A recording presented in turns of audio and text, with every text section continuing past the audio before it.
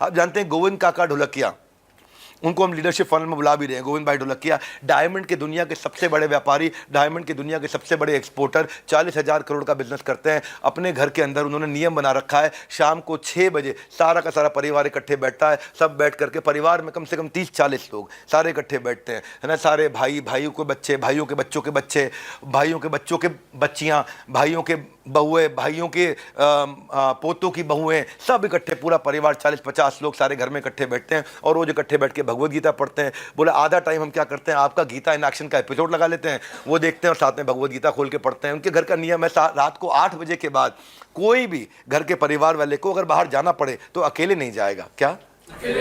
तो मैंने पूछा क्यों नहीं जाएगा? बोले सारे बुरे काम रात को ही होते हैं और अकेले में जाएगा तो हो सकता है करके ही आएगा। तो जो भी जाएगा 4 लोगों को साथ में लेके जाएगा, डर के मारे कुछ गलत नहीं कर पाएगा, चुपचाप घर पे वापस आ जाएगा, है कि नहीं। तो उन्होंने एक ऐसा नियम बना दिया, बोले मैंने जो स्ट्रगल सहा मैं उसका थोड़ा सा आंशिक स्ट्रगल अपने परिवार के पोतों को देना चाहता हूँ। मैं बोला क्या करते हैं? बोला उनको हम लोग भेज देते हैं साउथ इंडिया के किसी छोटे से ऐसे गाँव में 1000 रुपये का मोबाइल साथ में दे करके और टोटल 2000 रुपये कैश दे के कि तुमको 1 महीना वहाँ पे नौकरी करनी है और हर चौथे दिन नौकरी बदलनी है और सारा खर्चा में उठाना। अब क्या उनका कोई पोता जाए वहाँ पे?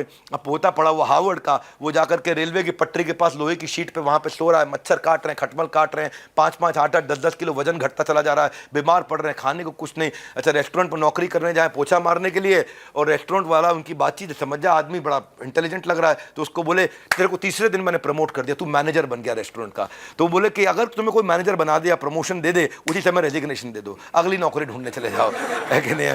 फिर वो आइसक्रीम के ठेले पे गया, उसने कहा तू आइसक्रीम के ठेले में आइसक्रीम बहुत तेज बेच रहा है, इतना मैं जितना 1 महीने में बेचता हूँ तू 2 दिन में बेच देता है, ये ठेला तू रख, मैं नया ठेला खोलता हूँ। बोला रिजाइन कर देना वहाँ ठेले से, उसके बाद नहीं नौकरी, प्रमोशन मिली तो रेजिग्नेशन तुरंत देना है तुम्हारे को और तुम्हें वो सह के आना है केवल 1 महीने के लिए, जो मैंने सहा है अपने पूरे बचपन और अपनी पूरी जवानी में, तभी जाकर के मैं 40-50 हज़ार करोड़ का डायमंड का बिजनेस बना पाया हूँ। तो असली MBA तुमने हार्वर्ड में नहीं करी है, असली MBA जब तुम सड़क की पटरी पर सोए थे ना और तुम 800 रुपये महीने की नौकरी करते थे, वो तुम्हारी असली MBA है।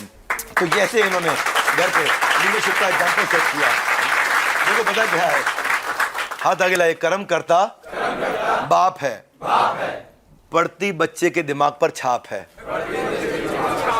Would you agree with me? Yes, no? ये Geeta in action. Come on, क्या है ये? देखो लीडरशिप जो है ना, लीडरशिप ऐसा ही है जैसे कि एक लीडर कितना मजबूत बनेगा, कैसे मजबूत बनेगा। इंडियन आर्मी और पाकिस्तानी आर्मी का फर्क समझा दूं, सीखना चाहेंगे? इंडियन आर्मी में सीनियर लीडर जो है ना आगे रहता है, मोर्चे पे आगे मोर्चे पे रहता है। आप चाहे वो LOC हो, वॉर हो या कॉर्डन हो या सर्च ऑपरेशन हो या कोई बस्टिंग टेररिस्ट का कोई हेड आउट हो, हाइड आउट हो, उनको ढूंढना हो और मतलब इस प्रकार के कहीं बंकर्स में छुपे हो, किस प्रकार के अंडर कवर ऑपरेशन चल रहे हो। तो क्या कंपेयर करोगे अगर आप पाकिस्तान की आर्मी से, रेयरली पाकिस्तान का कोई सीनियर लीडर ऑफिसर कभी मारा जाता है। हाथ आगे लाए, क्यों? क्योंकि वहाँ क्या है, यहाँ वहाँ पे खाली गरीब जवान, वहाँ हवलदार वही गोलियाँ खाते हैं। करप्ट ऑफिसर जो अपना ड्यूअल पासपोर्ट लेकर के, रिटायरमेंट लेकर के पहले ही ऑस्ट्रेलिया, UK, US में जाके बस जाते हैं। सबसे अमीर लोग पाकिस्तान में आर्मी के हैं। क्या है? हाथ आगे लाए, कैसे? सैकड़ों एकड़ जो है ना जमीनें अपने नाम पे खर्च करवा चुके हैं और जो बिजनेसेस वहाँ चलते हैं वो आर्मी के लोगों के चलते हैं, आर्मी रन करता है। पाकिस्तान के प्राइम मिनिस्टर को हटाते हैं एक बार, फिर आर्मी का रूल ले आते हैं, फिर थोड़े दिन के लिए दिखाने के लिए प्राइम मिनिस्टर आते हैं, फिर आर्मी को ले आते हैं। इंडियन आर्मी क्या है, यहाँ पे लीडर अपने खुद के एग्जाम्पल से सिखाता है। कारण उसका यही है कि पाकिस्तान लगभग हर एक युद्ध हारता है और हिंदुस्तान आज तक लगभग कोई युद्ध लगभग हारा ही नहीं है, हर बार लगभग जीतता है। ये क्या कारण क्या है? यद यद आचरति श्रेष्ठ तत्तद एव तरो जना, जैसा जैसा लीडर करेगा। Leadership is not at its best when it is taught, it is best when it is cot.